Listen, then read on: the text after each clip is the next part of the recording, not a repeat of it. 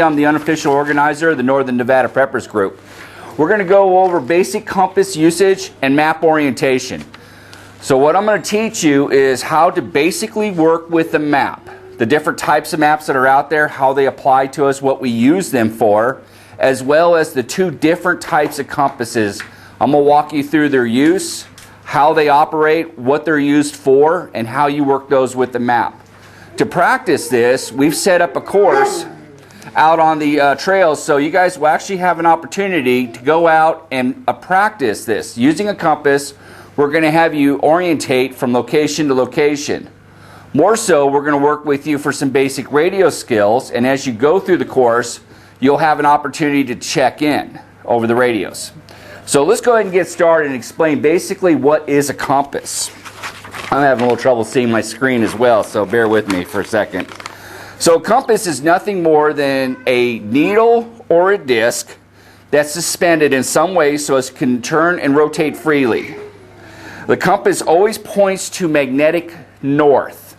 It in itself is magnetized, so magnetic north is a constant when working with a compass. A compass is made up of 360 degrees, so every circle has 360 degrees. And those will be what we're going to talk about here in a minute when we talk about orientation. So the two basic types of compasses, one is a military lensatic compass. And what that looks like is these green army compasses. They open up and they have a sighting wire, and they're designed so when you look through them, you can fixate on a distant target. Like you would sight a gun, you would sight this on a target. When you look down inside with the small magnifier, it will tell you where that compass sits, tells you your degrees to your target. The other one is called a base plate. The beauty about a base plate, it is one of the simplest and easiest compasses to use. It is designed to sit on your map. You can set that on there, get your map orientated very quickly. It also has either an arrow or two green lines. And as long as you keep your needle pointed in the middle of those two green lines or fixated in the arrow, you can never go off course. You'll always be on track. So it's a very easy way to set your compass, lock it in place, and just follow where it points you to go. Those are the two basic types of compasses. Robert, yes? that's where I ran into trouble last time. So you're pointing the... Or are you going to come at that later? I'm going to come at that later. I'll talk about actually how to sight and how to use the compass when we start talking about azimuths. So more on basic compasses, pocket compasses. So the little ones you would carry in your pocket or on a keychain or something, they're not as accurate as a lensatic compass or a protractor, but they can definitely get you a general sense of direction. The button compasses are on small like survival bracelets, watches and stuff, necklaces. These things can honestly give you false readings. So be very conscientious about picking those up and trusting your life to them. They will give you false readings.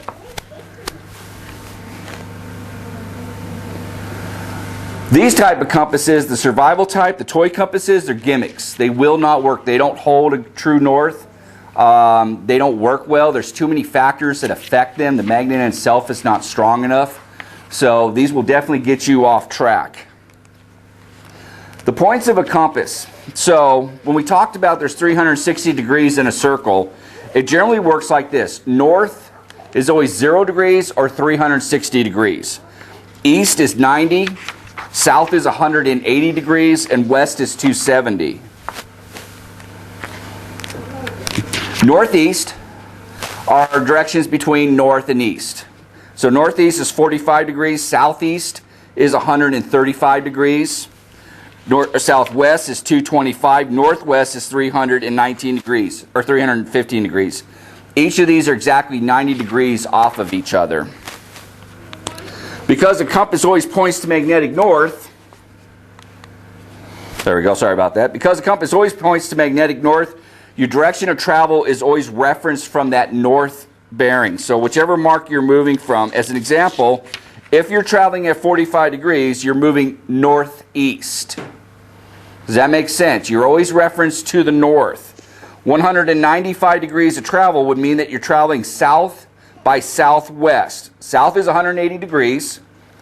Southwest is 225 degrees. So you're closer to south than you are by southwest.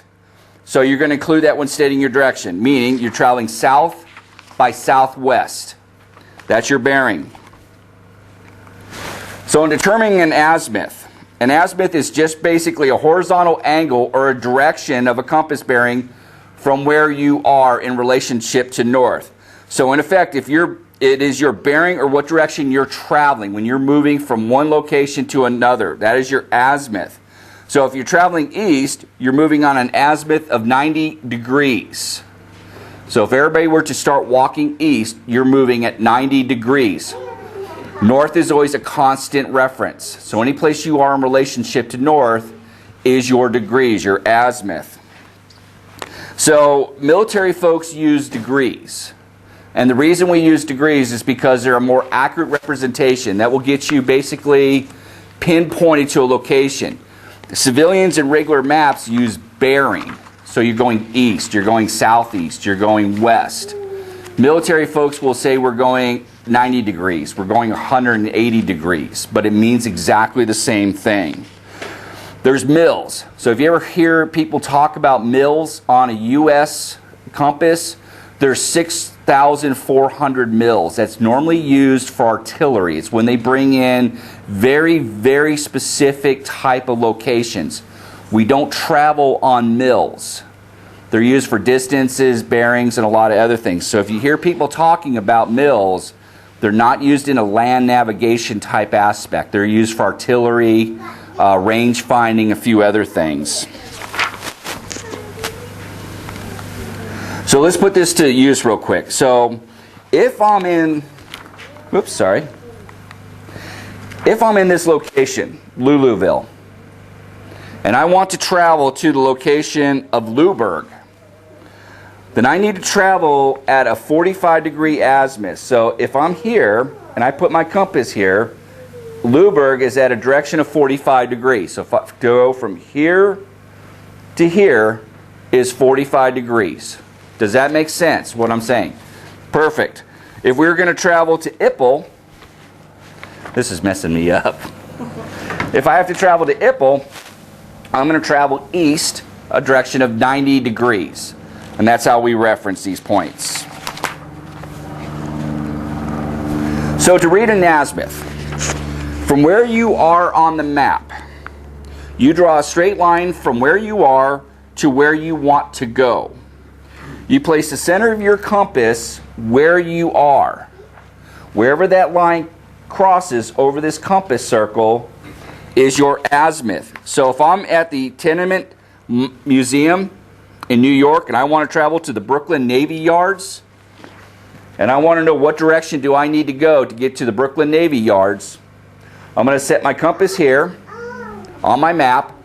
I have a line that draws from me to the Brooklyn Navy Yards, and where it crosses on this compass scale tells me exactly what direction I need to go. On this, it will be about 148 degrees. Does that make sense? Perfect. So sighting an azimuth.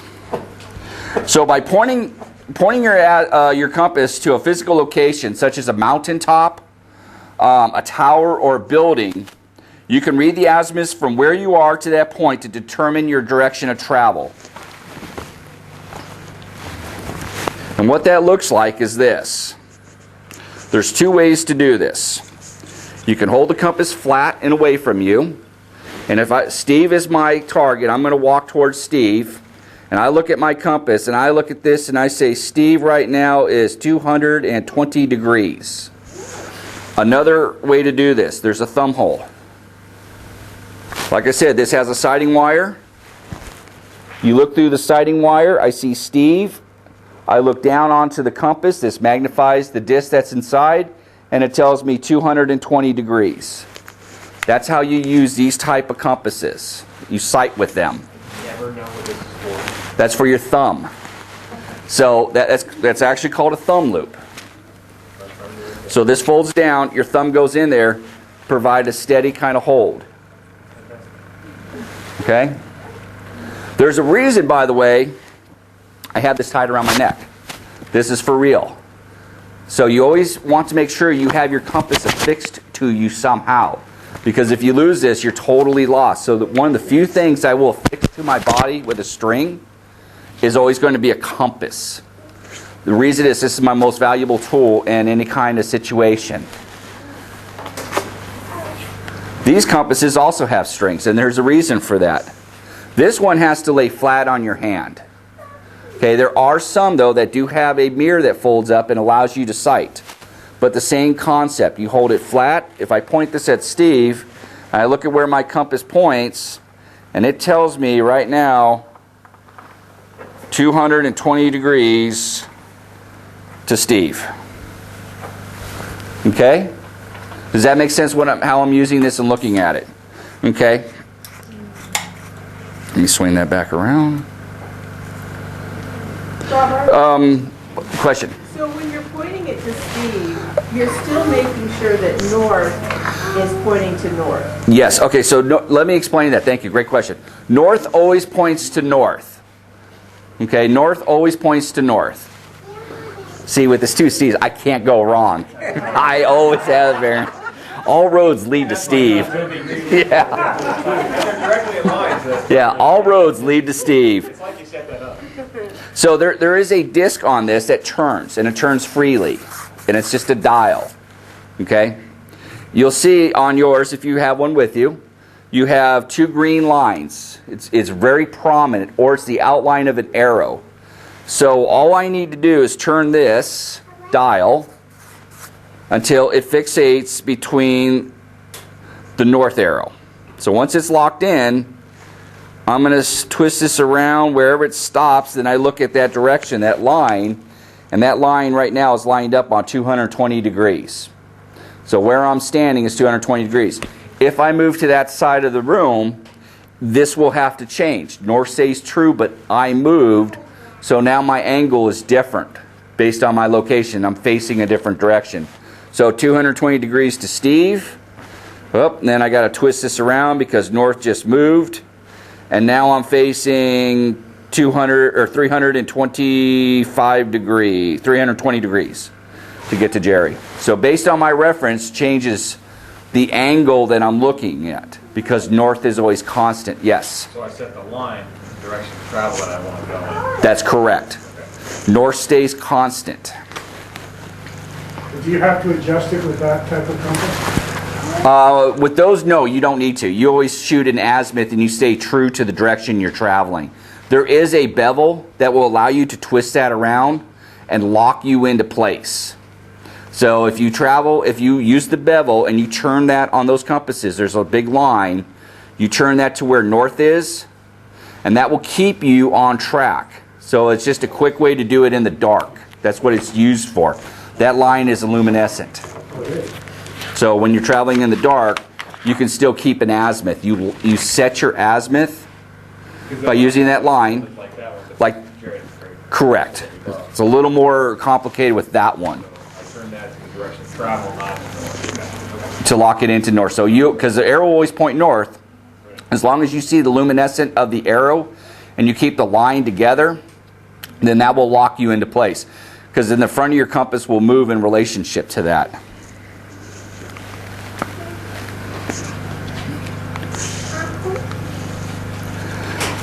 So when using your compass, here's a few key points. You need to hold the compass flat and steady, and it needs to be away from your body. If you take those compasses and move them too close to you, it throws off your reading a little bit. Hold it away from your body a bit. So if you have magnetic jewelry, if you have anything with magnets or radios, anything like that, anything electronic, things, watches, anything like that will throw your compass off. It's going to be attracted to the magnets, the metal, the electronics, any of that stuff. If you're next to a car, you're going to see your magnet swing around to what it is, metal. It's going to attract to metal. You need it to get away from yourself and away from influences so it's free floating and it's picking up magnetic north and not a big vehicle. Transmission lines, high voltage transmission lines will definitely throw these magnets off.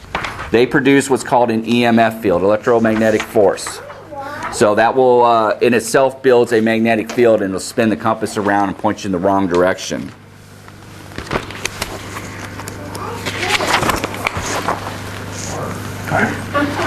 right, so orientating a map. Okay, is everybody good on compasses? Everybody have a good working knowledge in compasses? When we go out in the course, we'll work with them hands-on so you can see how to move them around, how to work the bezels. But are there any other general questions on compasses at this time? Okay. So let's talk about maps for a moment. The top of a map universally will always be north. Okay, they do not mix that up. The only exception you may see is a strip map, and I'll show you what those look like. But a regular map will always point north, and there's always a symbol for north. Most of them, pretty much all of them, will look like some version of this. They try to make it pretty obvious. You don't want to make it look like an S and have people get confused. North will always look like an arrow. It will always look like an N. So the biggest problem with map reading is to match your map to your surroundings to determine where you are. You absolutely have to know where you are in relationship to the ground and the map. Once you have your starting point, everything's easy. But you have to know for a fact where you are, be it an intersection, a building, a mountaintop, a valley, something. You have to know where you stand in relationship to that map. Then you need to know where north is. So where are you physically on the map? And then where is the map in relationship to the ground? So if I'm facing that direction, I'm facing east, but north's over here, so I need to turn my map. Okay, there's north, and I'm locked in on that. So when you get the two lined up, now you have a starting point.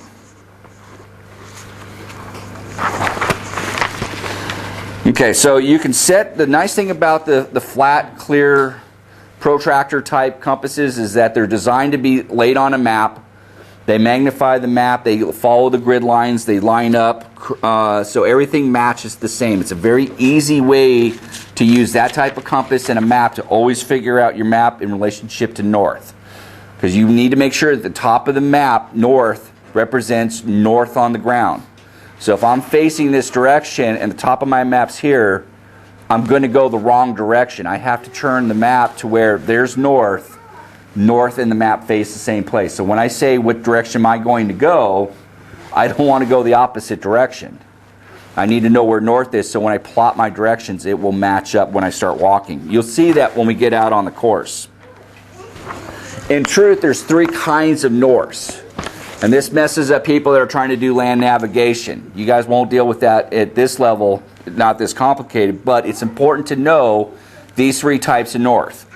Magnetic north is the polar, or is the magnetic north of the Earth and where the compasses will always point. That's actually around northeast Canada. It's not at the North Pole. Okay? That it is totally different than the top of the globe to where magnetic north is on our globe, on the Earth. So just be aware that there's always that difference. Grid north is always the vertical lines on a map. Where they point going up is called grid north. And remember now, grid north and magnetic north are going to be two different things. True north is where all the meridians of the latitude intersects at the top of our globe. So where Santa Claus lives, North Pole. That's the grid north. That's the true north of our grid system. Magnetic north is a little bit to the right of that. Does that make sense? Yes? Okay. So when figuring that, unfortunately we won't need to deal with this. Because the map north and the magnetic north are different, they're very close, but they're different. So at this location, there is a 14.5 degree difference between all the maps and the grid and the magnetic north. Now it's not possible to draw maps to magnetic north. You have to draw it to a true north point. Then you just do the math behind that. So if I want to actually travel north, I just need to know that if I'm looking at a map and it's true north, then I need to go 14.5 degrees from north to follow the same map north. Does that make sense? You have to just calculate that if you're going to offset it. The easiest way to do this, though, is figuring out the declination. So all you have to do is basically set your compass and your map up Get the two pointing to the same direction, and you've just took care of the issue with the angles. So unless you're going to do a lot of math, and you're trying to do a military navigation course, if you just simply orientate your map and your compass together, and you bring them to where magnetic north points this direction, and I bring my map so now they're together. Any line I draw will always be right. The map and the compass will match at that point. Does that make sense? You can't travel at magnetic at grid north. You can travel at magnetic north. Make the map match the magnet. So map legends. Okay. Has everybody read a map? Has everybody navigated roads with a map? Yes. Excellent. Okay. So we all know at the bottom of any map you pick up, you have a legend. It tells you what the lines represent. If they're railroad tracks, major roads, secondary roads, paved trails, airports, all these items will be on every single map telling you what major features represent. They're not all the same. Depending on the type of map, who wrote the map, who produced the map, how much detail they put in the map depends on what you're going to find. So a topo map. These are used by the military and they're used by the forestry department. Bear with me. And these are an incredibly detailed map. So in the military, this is what we always use. And what it shows you is the elevation of the land. So if it's a hilltop, if it's a valley, cliffs, draws, spurs, all the different landmark features you would find on these type of maps, these will represent it. So when the lines get close together, they represent normally 20 meters, so 60 feet of elevation. So every time there's a line, that represents 60 feet of difference, going higher or lower. So mountaintops always get to the point of the mountain where the circles keep coming together, and as you go around the mountain, higher and higher, the circles get tighter and tighter until you get to the top of the mountain, and that's the last circle. And as you go down, you can see how they start spreading out. You get into a valley that doesn't have a lot of elevation, it's pretty much flat, then you just have one huge wide line. And you know you're in a flat area. When they get very close together very quickly, that's generally a cliff. So you would have to go around that. And that's what these are good for when plotting how to get from one point to another. You don't want to climb a cliff. You don't want to find out that I walked 2 miles and, oh heck, now we need ropes. I need to go around another direction. Or there's a river that's going to have steep drop-offs. Or can I drive through it? What's the elevation look like? That's what these are great for using them. So road maps, pretty much the most common map you're ever going to find. The nice thing about road maps, they're easy to use. There's always landmark features put into them inherently. You don't see the elevation, but you sure do see all the details. So very, very simple to use so you can find out where you are on a map. Topo maps are not designed for that. They'll have roads, but that's insignificant to elevation. Every place that we're going to go, you're going to pretty much have a road map. So the Sahara, Arctic Circle aren't roads. There's no road map. You go to Topo Map, but anything else pretty much has a road map associated with it. So I always try to find those when you can. If you don't have the road maps for the area, every gas station you go to will. It's just kind of a give me. So strip maps, and we talked about this briefly. So strip maps don't always normally point to north. What they do is they try to reference a landmark, like an entrance point, or the way an amusement park is set up, or a rail system is set up. So they're showing you if you enter here and you travel a certain direction, so bottom to top of the map, that's where you're going to find these prominent features within the amusement park. But they don't represent north and south normally. They don't have a bearing to that, unless they very specifically tell you that. So there's a few other types of maps. There's nautical maps. So these are going to show you waterways, major waterways. There's a lot of relief elevation in water. There's shipping lanes, mooring points, a lot of beacons, sea monsters, land masses. That's what you're going to find with a nautical map. Aviation maps are incredibly detailed maps. If you've never seen an aviation map, they are chock full of information. And the reason that they are is because they have to so accurately show not only all the radio beacons, all the landing strips, they show potentials, they show air lanes, they show restricted points, and they're very detailed about elevations, so you know what you don't want to fly into. So they're not at the point that we would normally use them for land navigation, but you clearly get a big picture when using these type of maps. They're also very valuable to have if you're trying to see more along a topo map at a big scale. So if you want to try and get, okay, how much distance, elevation am I looking at if I travel these long 200-mile corridors, what does that look like to me? These maps will provide that to you, whereas Topo Map is a small, tiny snapshot, normally no more than 25 kilometers of distance. So they're very detailed to a specific point on the ground. You need many of them. So in summary, there's generally any type of map that has a uniform scale will always kind of get us where we want to go within reasonable accuracy. So as long as it doesn't change scale in mid-stride, if it stays uniform, you're going to get exactly where you want to go. Your topo maps, they show the relief of the ground, sometimes location of buildings and landmarks. Again, that's not their primary purpose. Their primary purpose is to show you relief. You do need a protractor to accurately use these maps, and you can get to within a few feet of a location, literally within 3 feet if you do it right. Road maps, they show the major roadways and major landmarks. They're readily available. They're very easy to use. And I would highly suggest in all our bug out bags we keep a current set. So navigation necessities. Let's put it together. So in order to navigate accurately, you need to know 3 basic but very critical pieces of information. So where are you on the ground and where is that on the map? So am I at a crossroad intersection? Am I at a hilltop? Where do I stand on the ground and where's that on relationship to the map? You have to know where you begin. So what direction are you going to go? Am I going to go east, north, south, west? And where is that? So as I stand here on the ground, I need to know those basic directions. That's where your compass comes into play. You also need to know how far have you gone and how far are you going. So it's very all well and good to travel east, but it's very simple to go past your landmark and continue walking, or not go far enough and make a critical error in judgment and turn. So we need to know how to map distances.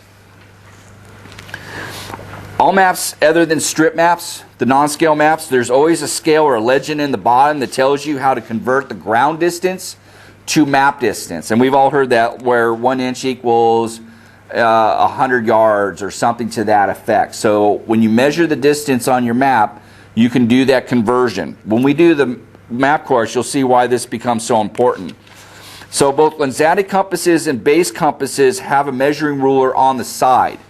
And that's what it's there for, so you can measure that map distance and do the conversions to actual ground distance. So again, as an example, 1 inch on a map may equal 1,000 yards. And that's a lot of distance to cover. So to determine your distance, what you need to do is draw a straight line from each point in the map you're going to go to.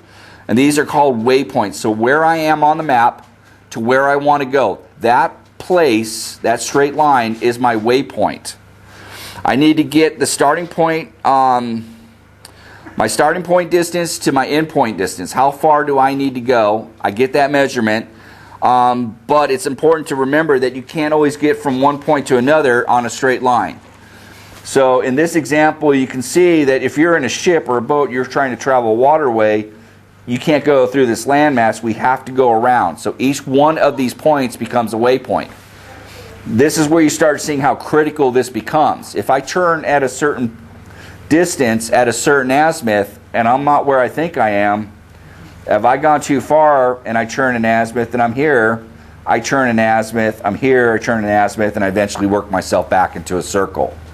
Or I hit land. So distances and waypoints become important. When moving through a map like this, you can see that I'm going to follow roads. I have to set several different waypoints. So when have I hit that road? And we do that every day. When we say, yeah, hey, turn left when you get to this street, turn right on this street. It's the same thing. So measuring your walking distance. This is when you have a compass, you have a map, and you have to walk your way out of a situation. Okay, so you have to get what's called your pace. You have to measure your pace. What this means is that how many steps you take to walk 100 yards. Or if you're doing military compasses, or I'm sorry, military maps, it's done in meters. So military uses meters, which is, it's 3 feet 3 inches equals a meter.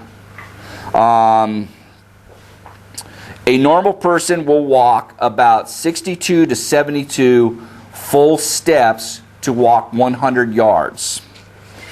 So every time, let me show you this.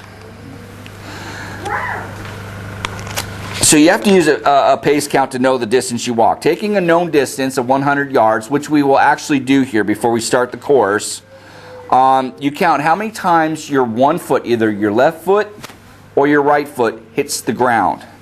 Don't count both feet. It is way too much to count when you're out on a trail. Okay, so you count, as an example, when I step out, every time my left foot hits the ground, I count 1, 2. My pace count, 62 steps.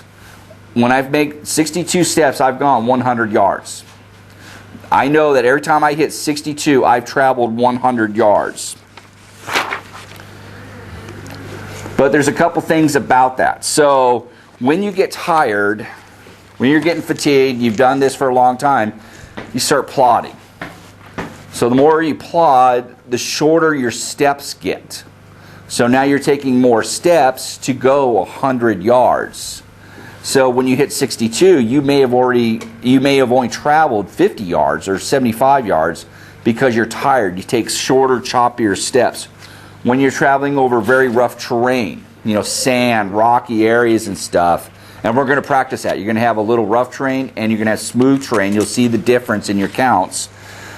You're going to start taking shorter steps. At nighttime, you inherently take smaller steps. So we have, when we do land navigation military, you have a daytime pace and you have a nighttime pace. And you'd be surprised how different those two paces can become. I normally do about 62 paces to get 100 yards. I've seen people do as much as 82, 85 paces to do 100 yards when it's nighttime. You take a lot more steps, but they're much shorter. And a lot of times you don't realize how much you do that. So the way to get around that is when you're hitting obstacles. Obstacles will change your pace. So if I have this table here and I'm counting, and as I walk around it, I may be adding quite a bit of steps, and over time that adds up against me. So when we hit an obstacle, bushes, rocks, we have to get around that. So the idea is to have points on a map. I shoot very short distances. I don't shoot 200-300 yards if I can avoid it. I'll shoot stuff like 40 yards or 50 yards. I'll shoot to Steve. From Steve, I do another Steve. And then I go and I just keep leapfrogging from point to point. So I know from where I want to go, it's 1,000 yards away. But I can shoot to that tree and say, okay, the tree should be, or that rock or something, should only be this distance. Let me walk that distance. That way I know as I go through that I'm constantly checking myself. If I have to go, again, 1,000 yards or literally say a 10-mile hike, I know that I should hit a river at mile number 2. At mile number 4, there should be a swamp or a lake. Then as I get to mile number 8, I should be at a hilltop. And the last 2 miles should put me in a valley. So as I walk that 10 miles, I'm looking specifically for these features, these landmarks. So I don't set a pace of 10 miles. I set a pace of small, short distances with prominent landmarks I can find and get to. That way I can keep myself honest. It's way too easy to get off course by just a couple degrees. And over the course of 5, 6, 7, 8 miles, that's a huge amount of distance. So you need to make sure you have these landmarks. And if you think that the road should be on your map, you say, okay, well, 250 yards out is a road. Okay, and I hit that road, but my count says I've only gone 175 yards. My count's off. There's something wrong with my count, or I'm not at the right road. there may be another road, and this isn't on my map.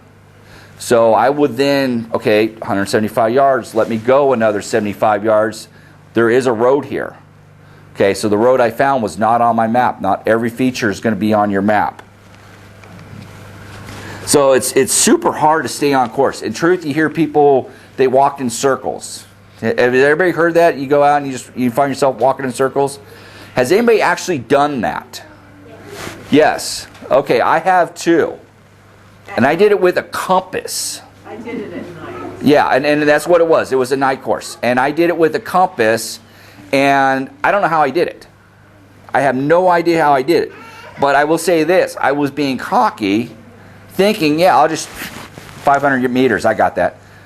And it's there, and I took off. And I found myself missing my marks and confusing what I was seeing. So I knew that I walked 500 yards, or 500 meters. I knew I was on target, and what I found, I make that be my, oh yeah, that's what I meant. I meant that. That's it. And that's not really how it happens. You start, I mean, that is how it happens. You start making these things in your mind thinking you're where you want to be, and you're not. So you're always going to go to your dominant side. That's just how that works. So if you're right-handed, left-handed, you're going to follow that trail. You're going to come around. It's human nature. You cannot prevent that. When Vic and I went out and set up this course, I've used this course before, just watching Vic walk 100 yards. In fact, he made it out about 75 yards, and I was watching him. He's veering to the left. He's making this arc as he walks. But Vic was sure he walked straight. He made an azimuth. He knew exactly where he was going, and yet he was way off target. And I need you to go 12 feet to your right. You know, so he's already off target, just walking short distances. It's human nature. So the way to do that, your compass will keep you going straight. You have to keep your compass on target, and you have to stay on that line. So there's a couple tricks here, and this is how you do it. Make sure you walk with a very short course. Don't go hundreds of yards out. You want to go in directions of 20, 30, 50 yards out. Even U.S. Army Rangers, 100 meters, no more. You reshoot your azimuth every 100 meters. You've only marched what is, in effect, a football field's worth length. And then you reshoot your azimuth. And it's brutal to do, especially when you figure I got to go through a swamp at night with snakes. You know, and it's super easy to get off course. You're just inherently going to want to go the easy route, the easier path. And you can't do that. You have to go through the lake or through the swamp. So you have to keep that azimuth dead on. So walk short distances, keep the compass in front of you, keep it affixed to your body. Hey, big trick, by the way. Tie it around your neck. Because if you ever dropped one in a swamp and you didn't have a spare and you're feeling things move underneath your fingers, you're tied around your neck till you can't breathe. So have a target spot too. So if Todd is my target when I'm walking, that's a big tree, a bush, or something I shot an azimuth to, and I got a gully here and a big rock and I have to get around it, I have a short target I can get to, and I can go right to that. So even if I'm getting off course and I'm trying to get around stuff, I still have some place to go to shoot my next azimuth. So I'm leapfrogging, point to point to point.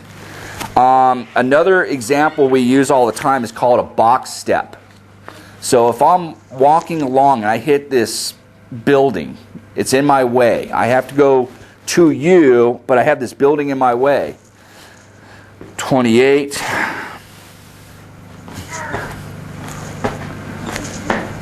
29.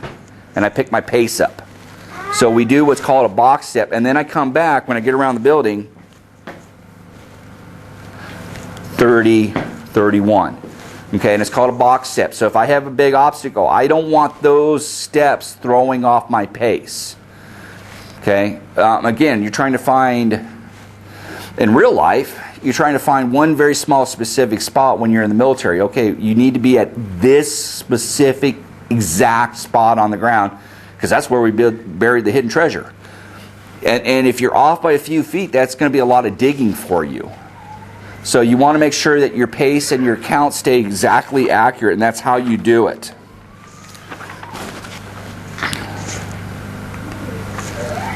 All right. So putting it all together. First thing is get a good compass. Don't go cheap. They do not cost that much. Really a good compass, a really good compass, 20, 30 bucks. Burton is a great compass. I've always liked them. Mil-spec compasses, if you get the real Army mil-spec type compass, about 80 bucks. You want to get a current and detailed map of the area you're going to be working in. And you got to know where you are on the map. You need to orientate yourself to that. Next thing to do is determine where you want to go. So you need to set those waypoints. How do I get from this location to the other location? So I need to look at that compass, or look at that map, draw those lines, make sure I have that straight where I'm going to end up going. You need to sight the azimuth and use your compass to stay on course when walking. So everybody remember how I sighted the azimuth, right? Okay, when you have, again, the regular... By the way, these Walmart compasses, I have never found one not accurate. Honest to God, I've never found one of these give me a false reading. And I'm a little surprised by that. These are super cheap little compasses. You can buy 100 of them for a nickel. And they always seem to be dead on. Especially compared to my Army compass, which did cost me more than a couple dollars. And they match line for every time. I've never seen these go off course. So when sighting, where do I want to go? I turn the bezel until my arrow lines up with my north. There's a big N, and then there's a line right down the middle of this where that line hits the compass, and I look at it, and my azimuth to Steve is 220 degrees. And that's where that line crosses. You can look down there and just see it. Okay, and when we get on the course, anybody's working one of these, I'll work with you and show you exactly how to do it. And it's super easy when you work with these. Just keep that arrow lined up, and this thing will always point you where you want to go. You can take a military lensatic compass and do exactly the same thing. Just hold it out flat in front of you.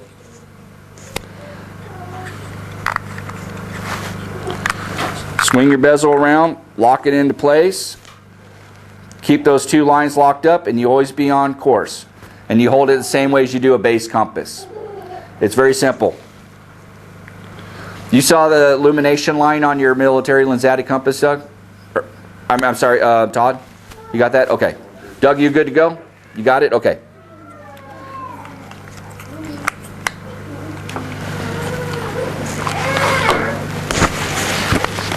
Okay, here's a couple other things I need to make sure that we talk about. So it's very easy to get caught off going the wrong direction, and you're always going to veer to your dominant side. So when you've walked your distance, and I use the example, if I want to go 250 meters or 250 yards, and I'm going to find a road. Okay, and I find a road at 175 yards according to my pace count. Okay, shouldn't be there. I go another 75 yards, I don't see a road. Maybe it was that road. You need to go back to where you knew you were right.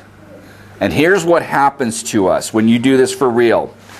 At the last location you knew you were right. You either had something next to your compass and you shot a bad azimuth. I've seen guys' eyeglasses do that. They get the metal eyeglasses, they hold it up against their eye, and he's always got a bad reading. It's super simple to do. A radio key's up, it threw your compass off, you didn't notice it. Those type things happen. So when you're walking, it's either your or your pace is off if you're not where you think you need to be. What happens is you panic. Well, okay, this isn't right, but I know if I stay on this direction, I should hit this next. Then you don't. Okay, now I'm 500, 600, 800 yards into this, and I'm not where I'm supposed to be. I start reshooting azimuths. Well, okay, now if I just generally go that away, I'm going to find this buried treasure, because it's, and you do. It's just human nature, because you think I got to keep moving forward. No, absolutely don't stop. Go back to where you knew you were last right, where I could say on this map I can see clearly I'm standing in this intersection. I know this is where I am. No doubt. Let me shoot this azimuth again. I either walked short, I took choppy steps, or I was overconfident and I took big strides, but it's 9 out of 10 times you took choppy steps, so you didn't go far enough, or something threw off your azimuth and you're not shooting the same direction. So you walked past it and didn't realize it. The difference between open land and cross country was huge. Last time we did this. Yeah. The walking, when we paced it out, I was 1 and then I was another 10 or 15 when we were going through brush. Correct. So, and that's why I put us on both the trail and cross country. So the truth is, most times you're walking cross country. So you get a standard pace. What's my standard pace and optimum conditions, and then what's my cross country, and you adjust for that. It takes a lot of training to learn how to keep those paces even. And that comes with confidence too. And then you have to walk with purpose, and you have to make sure that I'm stepping the same every single time. Those are the things that the practice and the training come into play. If you don't do it all the time, then you need to know what your cross-country pace is. So when we did that course, it's if you took, what was your pace? Do you remember? 70 something? 70. Yeah. It was 70? Yeah. Really? Okay. Okay. That's okay. Those are short steps. So if you had 70 steps when you go cross-country, I'm going to say at least your pace was then probably about 82. I'm going to add 12 to you instantly, just for going cross-country in soft sand. At 12. Yeah, that's kind of what I see. 12 to 15, it depends on the guys. It depends on your size. There's a lot of factors, but about 12 is what we normally would see. So when you do a cross-country, notice what your pace changes. So when you guys walk out, after we do the first pace, walk to these points, and you're going to see on the last one, 100 yards out, you're going to take whatever steps, you should be at 100 yards. You may not be. So you need to now say, okay, well, if I had walked 3 more steps, I would have hit it. So now I just need to know cross-country, I add 3 or 12 or 15 or whatever that case is. So biggest point I'm going to say, though, if you walk to a waypoint and you did not hit what you expected to hit, go back. I cannot stress that enough. That has saved me countless times, and every time I did not follow the advice I just gave you, I was horribly lost. By the way, they will definitely give you a big ration of garbage if you show up late and you're the guy that teaches land navigation course. So yeah, you'll hear about it the next day. In fact, they might write it on the unit bulletin board with your picture. So check yourself often. Okay, make sure nothing's interfering with your compass readings. And again, eyeglasses, radio equipment, gear, watches. So we always say, hold it away from you. You know, a lot of times we had to actually drop gear. So whomever was doing all the compass reading, we had to pull his gear. You know, give me your rifle, because it would throw it off. Okay, so stay calm, take your time, don't guess. Okay, and you're always going to find your place to your designation. Any questions? Perfect. All right, so what we're going to do next is we're going to go up here to the road, the ones that want to do it. And even if you haven't, or if you don't want to go out on the full course, that's fine. I would suggest, though, you at least learn your pace. So what we're going to do is we're going to have everybody walk off exactly 100 yards. And I've already mapped that. So just count the number of times it takes you to walk 100 yards. Then turn around and go back and count them again. See if the number's the same. If it's not, do it a third time. Okay? We're going to give everybody a radio that wants to do this. We're going to put you out on the course. 1 second. Go get me the photos so they can handle those. All right, what did I do with my paper? Ah, it's right here in front of me. I'm going to give everybody the course guide. So when we get out there, for those that want to participate, you're going to actually stand at a start point. You're going to shoot your first azimuth. That first azimuth will be 306 degrees. And then you're going to walk 21 yards. That will get you to your first waypoint. From there, we're going to go to the second waypoint. At each waypoint, you're going to check in with your radio. So I'm going to break you down into teams. 2, 3 people that want to go out, or 4 people. You'll get a radio. You'll be Team Alpha, Team Bravo, Team Charlie, Team Delta.